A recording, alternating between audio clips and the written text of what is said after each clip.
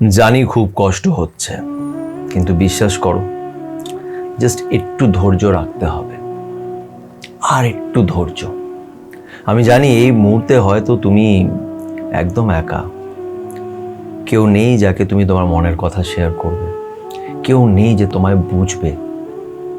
কিন্তু আমি তোমাকে বলছি যে আর একটুখানি, এতটা কষ্ট সহ্য করেছো, এতটা লড়াই রোজ নিজের সাথে লড়েছো, আর একটু, জাস্ট আর একটুখানি সহ্য করে নাও। বিশ্বাস করো, তোমার লাইফ পাল্টে যাবে। এই কথাগুলো আমাকে বলার কেউ ছিল না। যখন আমি এই জিনিসগুলো বুঝতাম না, যখন খুব কষ্টে ছিলাম, তখন অনেক সময় ধৈর্য হারিয়ে ফেলতাম। কিন্তু একটা জিনিস আমি বন্ধ করিনি, সেটা হচ্ছে নিজের সাথে লড়াই করাটা কখনোই বন্ধ করিনি। একদিন দুদিন হয়তো কষ্ট হয়ে বসে থাকতাম, 3 নম্বর দিন আবার উঠে দাঁড়ানোর চেষ্টা করতাম, আবার এই ট্রাইপডটা এখানে বসাতাম, ক্যামেরাটা লাগাতাম, নিজের কথা বলতাম, নিজের কাজে যেতাম, লোকেদের সাথে মিশতাম, ইচ্ছে না হলেও কথা বলতাম।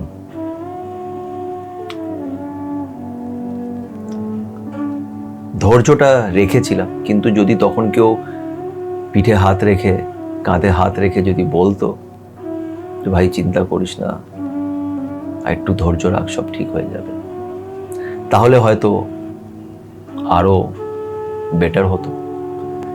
কিন্তু আমি এটাও রিয়েলাইজ করেছি আমার এই জার্নিতে, যে শেষমেশ ওই যে উপরে যিনি বসে আছেন, উনি তোমাকে বোঝেন, আর উনি সব দেখছেন।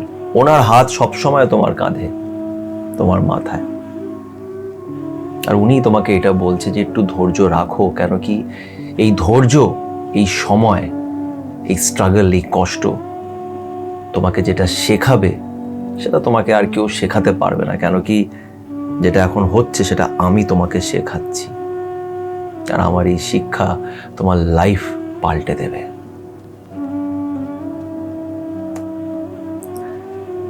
আমাকে এগুলো বলার কেউ ছিল না, কিন্তু তোমাদের এগুলো বলার জন্যে তোমাদের সাথে সুমন্ত আছে। তাই নিজের এই এক্সপিরিয়েন্স তোমাদের সাথে শেয়ার করছি। আর যদি একটু আমাকে ট্রাস্ট করো, তাহলে আমার এই কথাটা মনে রেখো যে একটু ধৈর্য রাখো, সব ঠিক হয়ে যাবে, 100% হবে।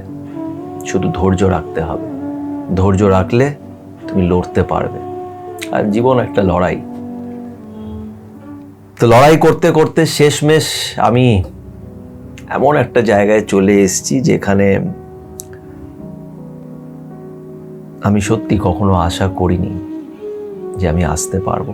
আমি এখনো জাস্ট ভাবি সেই দিনগুলোর কথা,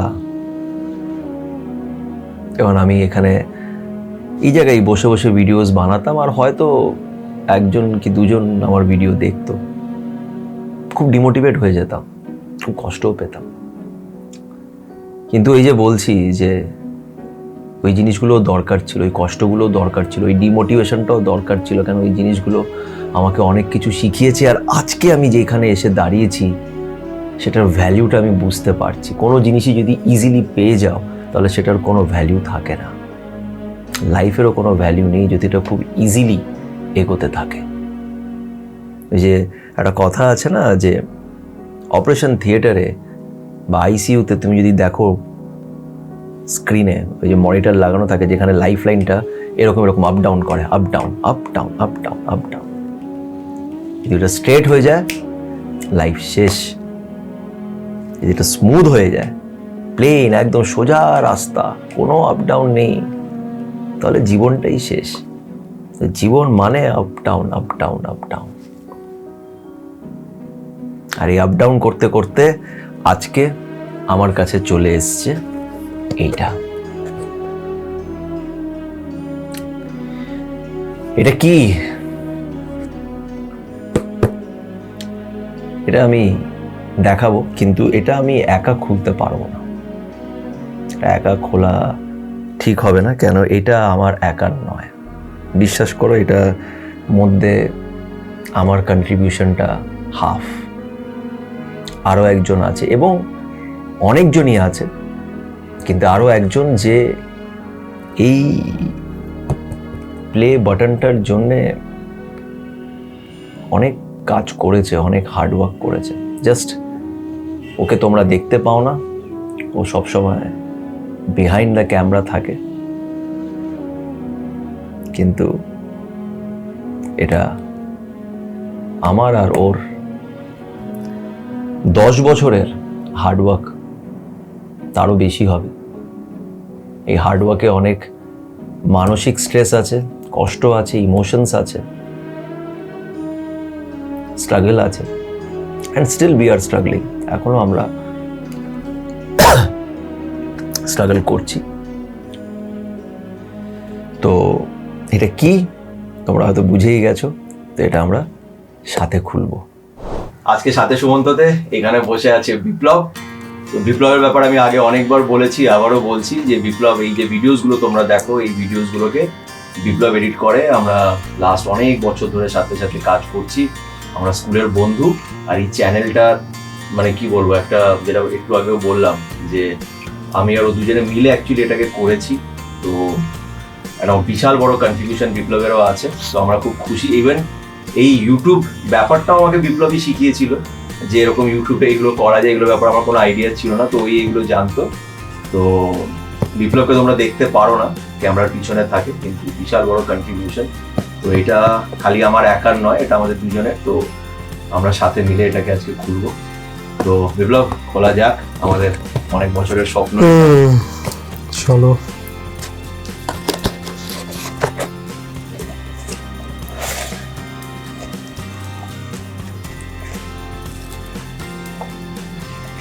এটাকে দেখিতে। তো এটা একটা নোট, যেটা ইউটিউব পাঠায়, appreciation letter. Appreciation letter 1 lakh subscriber হওয়ার পর। এটা আমি ছবিতে দিয়ে দেবো, তোমরা দেখো এটা কি আছে, খুব সুন্দর লিখেছে।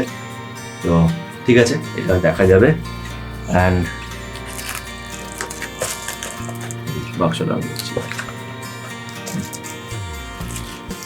দেখাই। হ্যাঁ,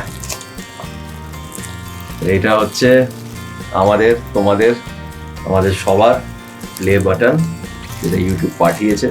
দেখি প্যাকেটটা সবাই, আশা করছি তোমরা দেখতে পারছো। এটার ছবিটা আমরা দিয়ে দেব, সাথে সুমন্ত লেখা আছে আমাদের চ্যানেলের নাম।